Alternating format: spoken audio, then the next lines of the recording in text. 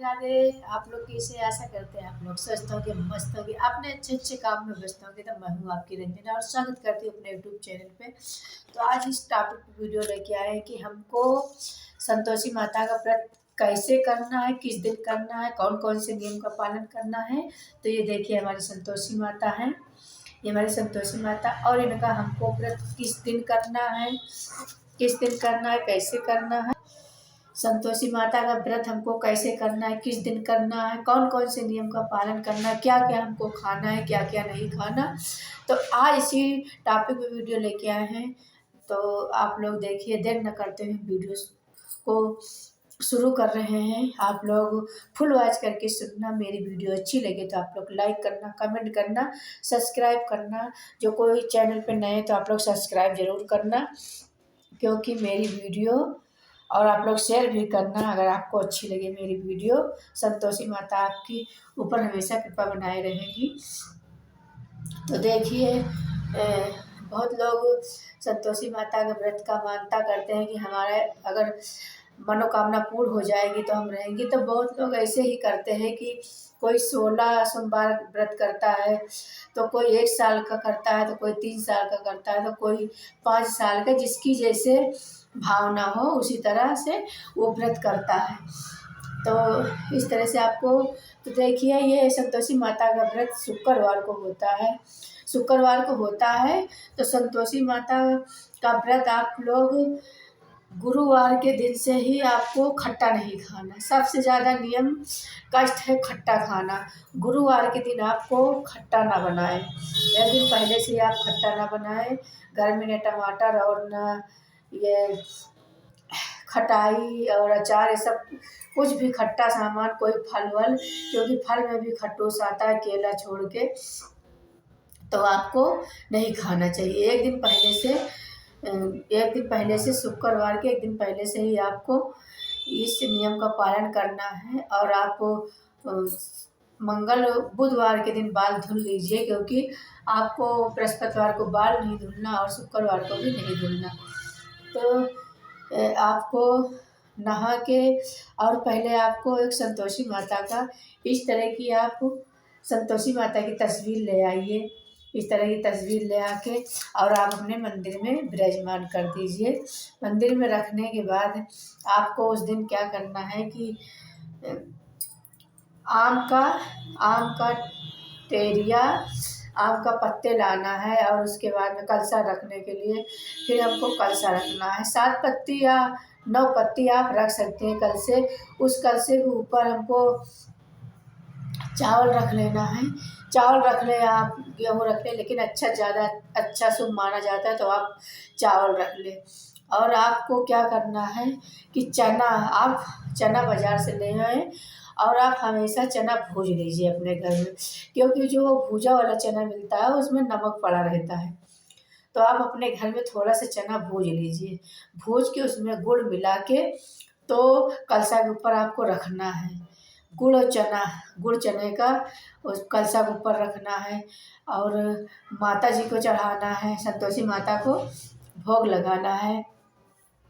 और गुड़ ही चना हमको संतोषी माता को नहलाना है। नहला के फिर फूल माला पहनाइए। फूल माला पहनाने के बाद संतोषी माता का हाथ में गुड़ और चना, हाथ में आप गुड़ चना लेके, तो संतोषी माता के देखिए, चाहे आप हवन पहले कर दीजिए, हवन करने के बाद आप संतोषी माता का कथा सुने, और नहीं तो पहले पहले आप संतोषी माता का कथा सुन के तब हवन करें। तो दोनों विधि ठीक हैं, क्योंकि हमने व्रत किया है, हमने अनुभव भी किया है, हमारी संतोषी माता ने पूरा भी किया है। तो इस तरह से आप संतोषी माता का व्रत रह सकते हैं। तो आपको हाथ में गुड़ चना लेके तब संतोषी माता की कहानी सुननी है। अगर कोई आपके घर में पढ़े लिखे हैं, आपके घर में जैसे कोई पढ़े लिखे हैं, तो आप उससे संतोषी माता की कथा सुनिए, उससे पढ़वाइए और आप सुनिए। ऐसे हाथ में गुड़ चना लेके तब हमको संतोषी माता का कथा सुनना है। उसके बाद में कथा सुनने के बाद फिर हमको आरती करनी है संतोषी माता की। संतोषी माता की आरती करने के बाद फिर हमको अचवन देना है। अचवन देने के बाद फिर हमको प्रसाद, अगर आप गुड़ चने, जैसे दिन में आप ऐसे रहना चाहते हैं फलाहार, जैसे आप दिन में फलाहार रहना चाहते हैं तो आप दिन भर ऐसे ही रहिए।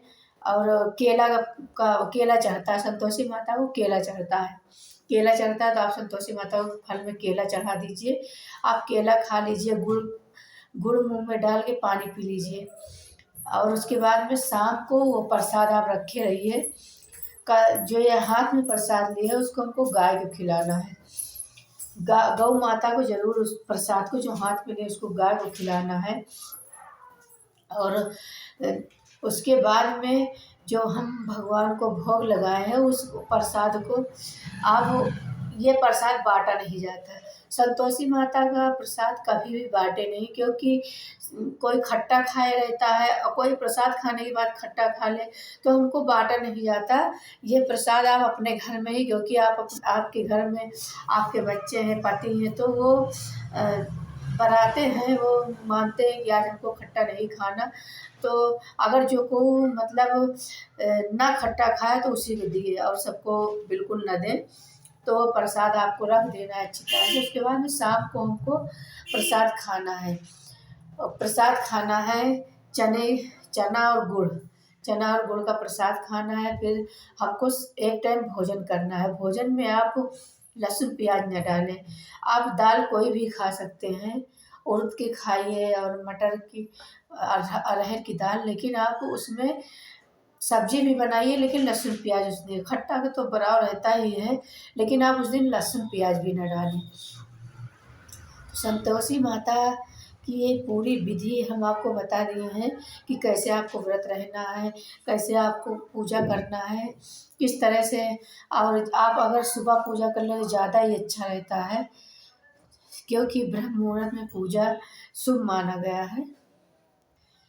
तो आप संतोषी माता का पूजा कर सकते हैं। देखिए, जो लोग अगर संतोषी माता का व्रत उठाना चाहते हैं तो वो नवरात्रि से उठा सकते हैं, कार्तिक माह से उठा सकते हैं।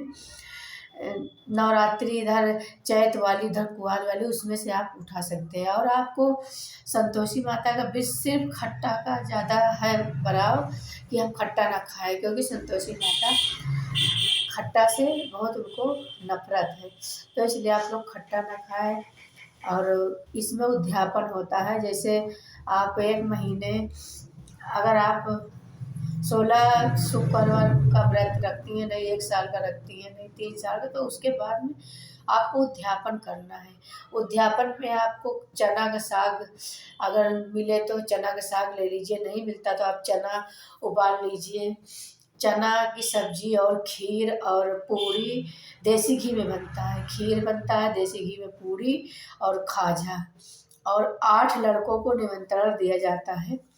8 लड़कों में से कुंवारा लड़का हो, उस वो भी एक दिन पहले से, ऐसे लड़का आप बुलाइए कि एक दिन पहले से उसको खट्टा न खाए और उस दिन भी ना खाए खट्टा। आप जिसको प्रसाद दें कि वो बरा लें, वो माने कि ये संतोषी माता, क्योंकि अगर दूसरा खाएगा आप उसको प्रसाद दे रहे तो आप ही को हानि पड़ेगा। तो इसलिए आप बिल्कुल ऐसी गलती बिल्कुल ना करें। संतोषी माता के उद्यापन में भी जो लोग आपको समझते हों, क्योंकि आपका इतने कष्ट से आप व्रत कर रही हैं, आपका व्रत भंग ना हो, इस वजह से आप जिसको बुलाए कि उसके घर में बरा सके, उनके घर में पूजा होता हो, उस तरह के लोग को आप संतोषी माता, क्योंकि संतोषी माता हर मनोकामना पूरी करती है। हमने संतोषी माता का व्रत किया है, हमने अनुभव किया है।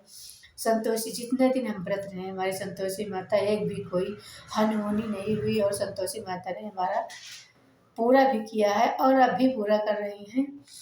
तो आपको इसी तरह से करना है। आपको खट्टा बिल्कुल नहीं खाना। एक दिन पहले से संतोषी माता का उद्यापन से लेके जिस दिन से आप व्रत उठाए उस उद्यापन से ही संतोषी माता का व्रत, तो व्रत टूटता है। तो आपको जब भी जितने दिन रहना है संतोष, आपके ऊपर है कि आपकी कितने दिन का मानता है, कैसे करना है हमको। तो इस तरह से आप व्रत करिए। और इसी तरह के आपको फोटो लाना है संतोषी माता का, और एक किताब लेनी है। अगर अगर आपके घर में कोई पढ़ने वाला नहीं है कोई आपको कथा सुनाने वाला नहीं, तो आप खुद करिए, खुद पढ़ लीजिए। अगर आप पढ़े लिखे हैं तो खुद पढ़ सकते हैं, पढ़े लिखे तो आप खुद संतोषी माता कैसे। हम तो हमेशा अपने अपने आप से पढ़े, क्योंकि कोई उस समय हमारे पास नहीं रहता, क्योंकि बच्चे स्कूल से चले जाते थे और किसी को टाइम नहीं रहता था। तो हम खुद जब पूजा करते तो हम खुद चना गुड़ हाथ में लेके तब हम पूजा करते। हम पूरी किताब पढ़ते, आरती करते, खुद आरती करते, माता जी की आरती उतारते। तो इसलिए हमने अनुभव देखा है। और एक दिन क्या बताया कि हमारे बुखार चढ़ा था, बहुत तेज बुखार चढ़ा था, फिर भी हमने संतोषी माता का व्रत किया, पूजा किया, पूजा किया, आरती की। किसी तरह हम खड़े नहीं हो पाते थे, इतना तेज बुखार था, इतना तेज बुखार था कि हम खड़े नहीं हो पा रहे थे।